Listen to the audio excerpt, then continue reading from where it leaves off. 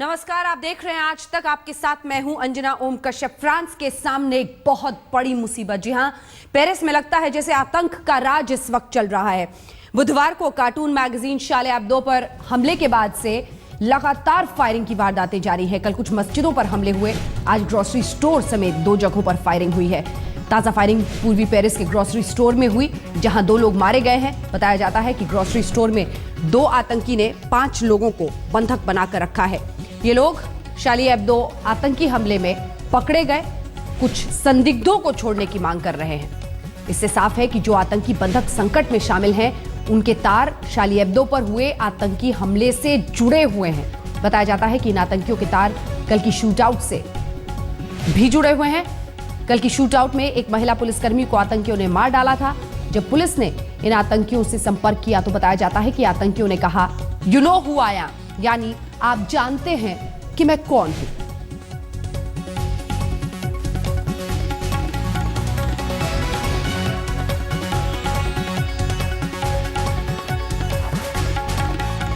एक के बाद एक दहशत की घटनाएं।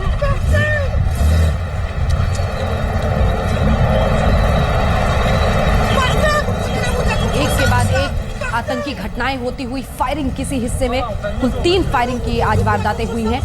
पुलिस बल किस तरह से तैनात वो साफ दिखाई दे रहा है। बताया जा रहा है लगभग 88,000 पुलिसकर्मी इस वक्त फ्रांस में अलग अलग जगहों पर सड़कों पर तैनात है, लेकिन इन सब के बावजूद आतंकी वारदातों पर काबू नहीं पाया जा सक रहा है। इससे आप अंदाजा लगा सकते हैं किस तरह की चुनौती का सामना इस वक्त फ्रांस को करना पड़ रहा है। आतंक का तांडव रचते हुए ये आतंकी अलग अलग हिस्सों में, लेकिन चूंकि ये जो फायरिंग की घटनाएं हुई हैं, कड़ियां इसलिए जुड़ती हुई दिखाई देती हैं क्योंकि इन घटनाओं में वो उन 2 आतंकियों को छोड़ने की बात कर रहे हैं, मांग कर रहे हैं, जिन्होंने शार्ली एब्दो पर हमला किया था। एक के बाद एक हुई आतंकी वारदातों से पेरिस में हड़कंप मचा हुआ है इस वक्त। और पेरिस ही क्यों, फ्रांस, यूरोप, हर जगह लोग सकते में हैं कि कैसे एक के बाद एक इस तरह से फायरिंग की घटनाएं हो रही हैं। 2 तस्वीरें आपके सामने हैं। हेलीकॉप्टर से सर्च ऑपरेशंस, पुलिसकर्मी सड़क पर मौजूद, अफरा तफरी मची हुई है। हड़कंप इस बात को लेकर कि आखिर किसी न किसी हिस्से से घटना की फिर कोई खबर आ जाती है और पुलिस उसको पूरी तरह से काबू में करने में नाकाम दिखाई दे रही है। बहुत बड़ी चुनौती ये फ्रांस की सरकार के सामने इस वक्त। फायरिंग में अब तक 2 लोगों की मौत हो चुकी है। और लवीना हमारे साथ, हमारी सहयोगी, अब इसी खबर पर सीधे जुड़ गई हैं। लवीना, इस दहशत को बहुत करीब से देख रही हैं। आप देख रही हैं कि कैसे सड़कों पर लोग परेशान, हैरान घूम रहे हैं। पुलिस सुरक्षा बहुत ज्यादा है सड़कों पर, लेकिन बावजूद इसके नियंत्रण नहीं हो पा रहा है। चाहेंगे आपकी जुबानी जो इस वक्त पेरिस की तस्वीर है हमारे दर्शकों को बताएं।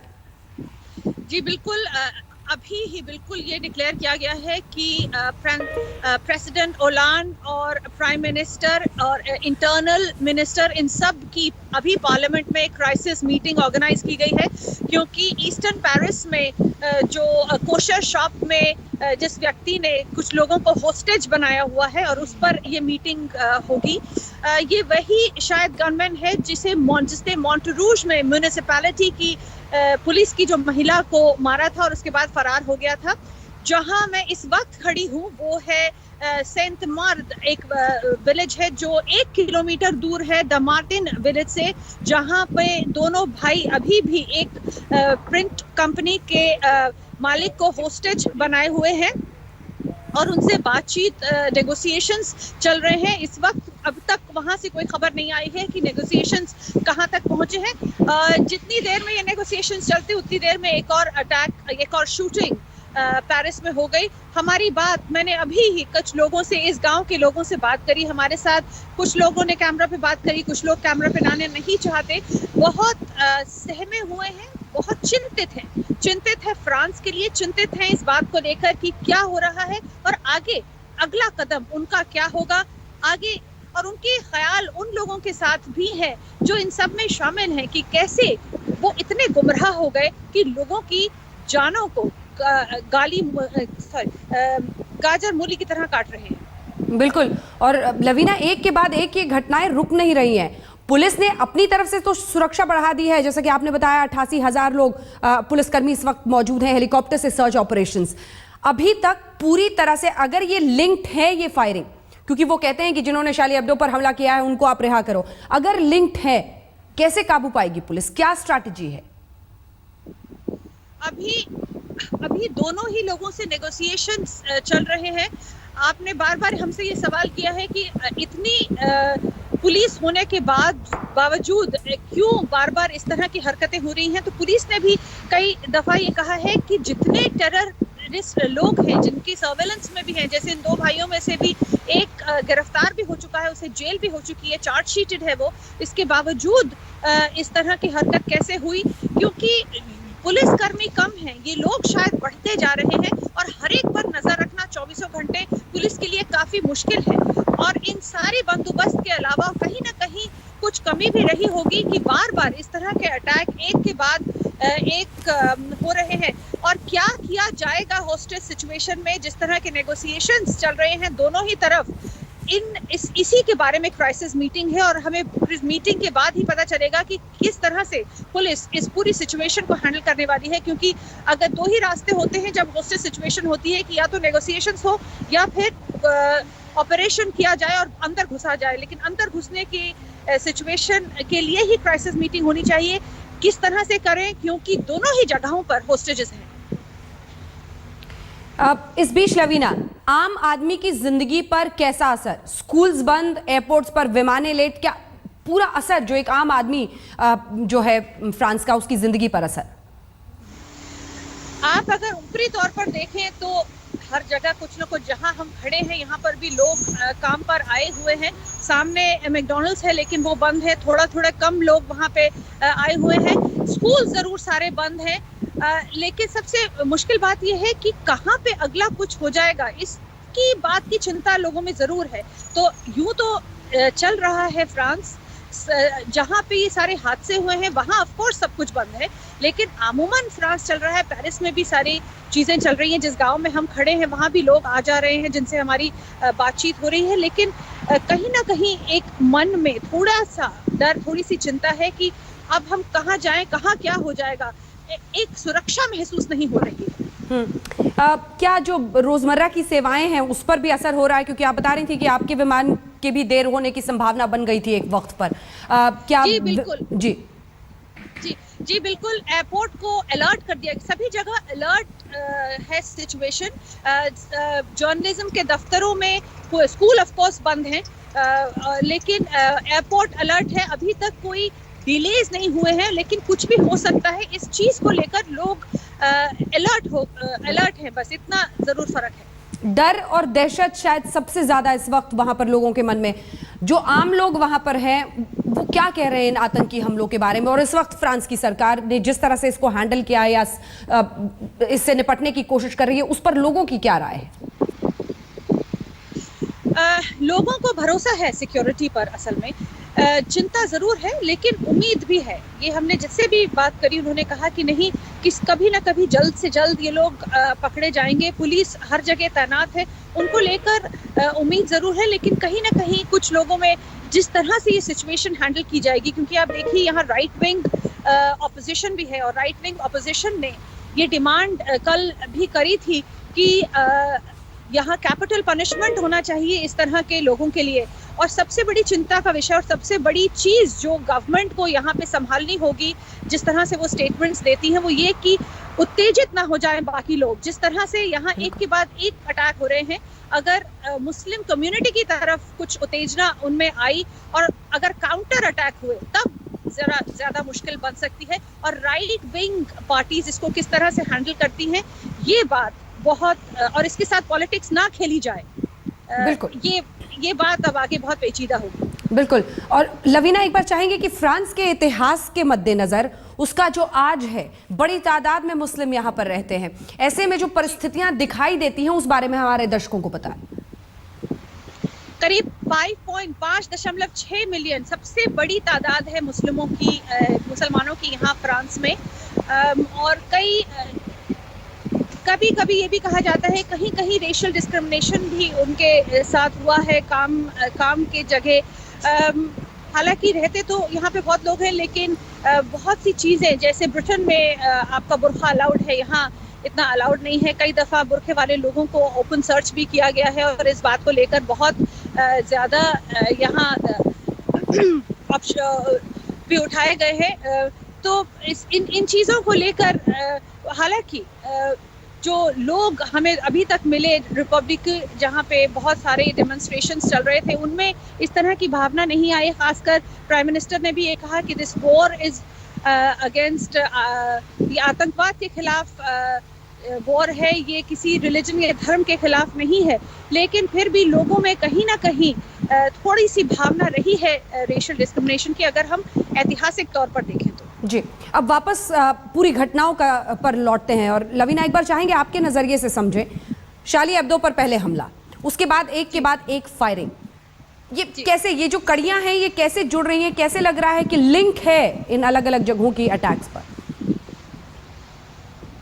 जो बातचीत जब शुरू हुई है, जब से पहले तो जब मोंटरूज में अटैक हुआ तब हमें पुख्ता खबर बल्कि मिल रही थी कि कोई लिंक नहीं है, लेकिन आज जब शार्ली एब्दो में इन दोनों भाइयों से बातचीत का सिलसिला शुरू हुआ और फिर दूसरा अटैक हुआ जिसमें होस्टेजेस लिए गए और वहां भी बातचीत का सिलसिला शुरू हुआ, तब से ये बात सामने आई है कि शायद इन चीज़ों में लिंक है।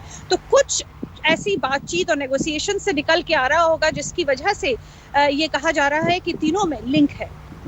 ठीक है, ये बहुत महत्वपूर्ण है कि अगर वाकई कड़ियां हैं। अब कैसे, चूंकि आप बता रही हैं कि अलग अलग जगहों पर फायरिंग की भी घटनाएं हो रही है, यहाँ पर भी हॉस्टेज का जो मामला है, कुछ भनक इस वक्त लग पा रही है कि पुलिस की क्या स्ट्रैटेजी होगी इससे निपटने के लिए आगे?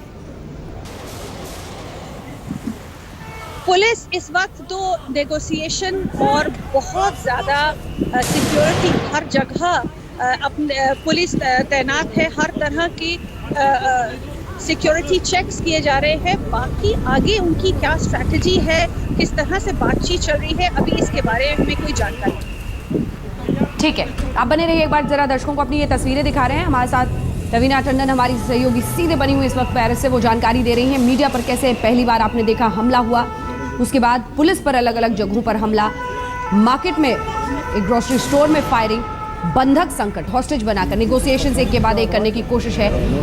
कुल मिलाकर जो एक तरह से आतंक का तांडव इस वक्त फ्रांस जिसको झेल रहा है, बहुत बड़ी परेशानी का सबब बना हुआ, बहुत बड़ी चुनौती है फ्रांस की सरकार के सामने। इसी के साथ वहाँ के लोगों में बहुत ज़्यादा दहशत, इसकी वजह से परेशानियों का और ढेर सारे सवालों का सामना करता हुआ इस वक्त फ्रांस के आखिर कैसे इस परिस्थिति से निपटे। इस बीच एक बार फिर से रुक करते हैं, लवीना टंडन हमारे साथ हमारी सहयोगी इस वक्त जुड़ी हुई है लगातार। ब्रिटेन, स्पेन, जर्मनी, तमाम जगहों पर अलर्ट जारी। इससे पता चलता है लवीना कि किस तरह से अब इसका जो इफेक्ट है, इसके जो रिपल्स है एक तरह से, वो अब पूरे यूरोप में महसूस किए जा रहे हैं। बिल्कुल, यकीनन जब सुबह जब स्टेटमेंट दिया था यहाँ के प्रेसिडेंट ओलान ने, तो उन्होंने भी कहा था कि ये यूरोप की समस्या भी है, इसे एकजुट होकर यूरोप को भी डील करना चाहिए, कि पूरे यूरोप की बॉर्डर्स भी खुले हुए हैं और जब ये पकड़े जाएंगे तब पता चलेगा कि आखिर कहीं ये वाकई किसी और बॉर्डर से भी तो होके नहीं आ रहे हैं या कहाँ इनके और प्लान है, कहाँ। क्योंकि एक सबसे बड़ी चिंता की बात ये भी है कि अगर इस तरह से 2 टेरर सेल्स या एक भी टेरर सेल अगर ऑपरेट कर रहा है तो इनका आगे का क्या प्लान है, आगे कहाँ कुछ और शूटिंग होगी या कहीं कुछ और एक्सप्लोजन होने वाला है, ये जानकारी होनी भी बहुत ज़रूरी है। इसीलिए ब्रिटेन के सारे पोर्ट्स तैनात कर दिए गए हैं। जो भी ट्रेन यहाँ से जा रही है फ्रांस से, खासकर पेरिस से, उनके लिए खास इंतजामात किए हुए हैं। स्पेन को अलर्ट कर दिया गया है, बाकी पूरे यूरोप में अलर्ट है। तो ये मसला सिर्फ फ्रांस का नहीं है, यूरोप क्या है और सोच जो है वो ग्लोबली सभी दुनिया में अब एक सोच ये जारी करनी होगी कि कहीं ना कहीं इससे और किस चीज की शुरुआत होने वाली है। क्योंकि ये जो अटैक हुआ था शार्ली एब्दो में, ये एक अलग तरीके का अटैक था। अब तक हमने सुसाइड बॉम्बिंग के अटैक बहुत देखे थे, लेकिन ये कुछ अलग तरीके का अटैक था जिसमें कि ये अटैक करके भागना चाहते थे और भाग भी गए। अगर आइडेंटिटी कार्ड वहां नहीं मिलता तो ये भाग भी जाते, और कब पकड़े आते और कैसे पकड़ में आते ये अलग कहानी होती। लेकिन बहरहाल तो अब ये सोच सारी दुनिया के लिए बोझ है और गौरव के लिए चिंता का विषय। बिल्कुल। लवीना टंडन हमारी सहयोगी जानकारी देती हुई कितनी बड़ी परेशानी का सबब ये न सिर्फ फ्रांस के लिए बल्कि पूरे यूरोप के लिए एक बहुत बड़ा संकट उनके सामने है। ये 4 तस्वीरें बयां कर रही हैं उस संकट का नजारा।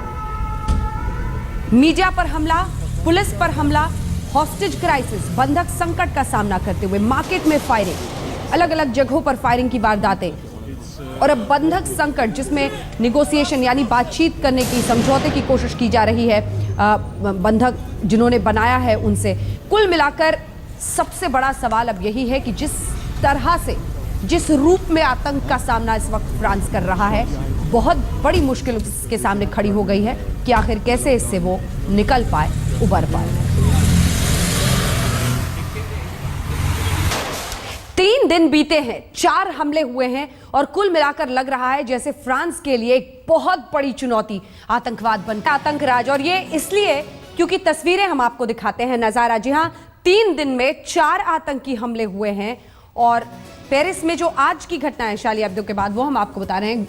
आज दरअसल स्पेलिंग गलत है, ग्रोसरी स्टोर में फायरिंग हुई है, 2 लोगों की मौत की खबर है, एक बंधक संकट भी वहां पर। कुल मिलाकर एक के बाद एक ये देखिए आतंकियों ने 5 लोगों को बंधक बनाया है। कुछ संदिग्धों को छोड़ने की मांग, इन्हीं बंधकों को रिहा करने के बदले में वो मांग रहे हैं। फ्रांस के उत्तरी इलाके में स्कूल खाली करा दिए गए हैं, लेकिन ये अब उत्तरी इलाके का ही नहीं रहा है, पूरे फ्रांस में आप कह सकते हैं जबरदस्त परेशानी का सबब बना हुआ है। एक जबरदस्त आतंकी संकट, बंधक संकट तो है ही, लेकिन आतंक और एक के बाद एक अलग। तो कुल मिलाकर 7 जनवरी को शार्ली एब्दो के दफ्तर में हमला, 10 पत्रकार समेत कुल 12 लोगों की मौत जिसमें हो गई थी। दूसरा हमला 8 जनवरी को, पुलिसकर्मी को गोली मारकर उसकी हत्या। 3 दिन, लेकिन आज फिर हमले हुए हैं। तीसरा हमला 9 जनवरी यानी आज, ये कोशर सुपरमार्केट में चली गोली जिसमें 2 लोगों की मौत हुई। और चौथा हमला 9 जनवरी 2015 को यानी आज ही, जबकि लोगों को बंधक बनाया गया है और इस वक्त भी निगोसिएशंस चल रहे हैं। कोशिश ये हो रही है कि लोगों से बातचीत करके जिन्होंने बंधक बनाया है कम से कम उनकी रिहाई मुमकिन करा दी जाए। लेकिन तार कैसे जुड़ते हैं, कड़ियां कैसे जुड़ती हैं, क्योंकि ये जो बंधक हैं ये शार्ली एब्दो के लिए जो आतंकी हैं उनकी रिहाई की मांग कर रहे हैं। लेकिन ये 4 तस्वीरें देखिए, उत्तर पूर्वी फ्रांस में पहले फायरिंग की, हेलीकॉप्टर से सर्च ऑपरेशन है, खोज में लगभग 88,000 पुलिसकर्मी बताए जा रहे हैं। बुधवार, गुरुवार, आज 3 दिन 4 हमले। तीसरे दिन भी फायरिंग की घटनाएं हुई हैं। कुल मिलाकर फ्रांस के सामने एक बहुत बड़ा संकट, एक बहुत बड़ी चुनौती, आतंक का जो चेहरा इस वक्त झेल रहा है, देख रहा है, जिसका सामना अब फ्रांस को करना है, बहुत ही बड़ी चुनौती।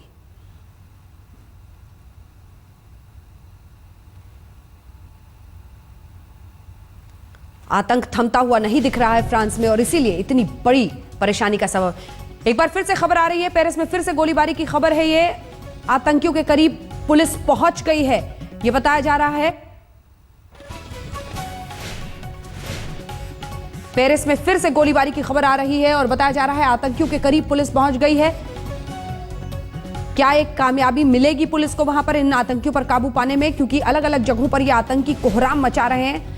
पेरिस में फिर से गोलीबारी की यह खबर आ रही है इस पहर में,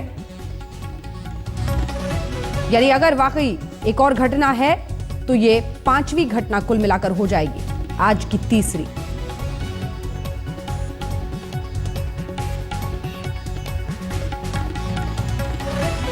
धनंजय खालिनकर इस वक्त हमारे साथ सीधे पेरिस से जुड़ रहे हैं। धनंजय जी, आपसे जानना चाहेंगे किस तरह की जानकारी आपके पास है और फ्रांस इस वक्त आतंक का किस तरह से सामना करता हुआ बहुत बड़ी चुनौती दिखती है। धनंजय जी।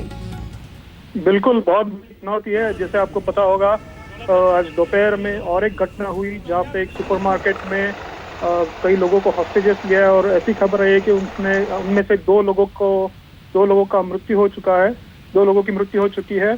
और अभी भी जो शार्ली एब्दो पे जिन्होंने हमला किया था वो उन्होंने भी हॉस्टेजेस ले चुके हैं, लेकिन वो पेरिस के बाहर है, शार्ल डी गोल एयरपोर्ट है, वहाँ से करीब उसी पेरीमीटर में है। तो वहाँ पे भी हॉस्टेज सिचुएशन चले, पुलिस और बाकी सुरक्षा एजेंसी उनसे नेगोशिएट करने की कोशिश कर रही है, क्योंकि वो उनसे अगर वो नेगोशिएट करे, और वो हॉस्टेजेस को तो बचाना चाहते ही है, और दूसरी बात वहाँ से इंटेलिजेंस भी मिल सकता है इन दो हमलावरों से। और आज की जो घटना है, ऐसा कनेक्शन लगाया जा रहा कि कल सुबह जो पेरिस के पेरिफेरिक में जो हमला हुआ था पुलिस ऑफिशियल पे, जिसमें एक पुलिस ऑफिशियल मारा गया था, वही शायद हो सकता है जिसने ये सुपरमार्केट में हॉस्टेजेस रखे हैं। तो पूरा अभी पेरिस शहर और पूरा फ्रांस ही अभी बड़ा ही जैसे कहते हैं इट्स ऑन द एज, और सुरक्षा हर जगह आप देखोगे पेरिस में तो आपको सायरन सुनाई देंगे। पूरा पुलिस फोर्स अभी पेरिस की सड़कों पे है।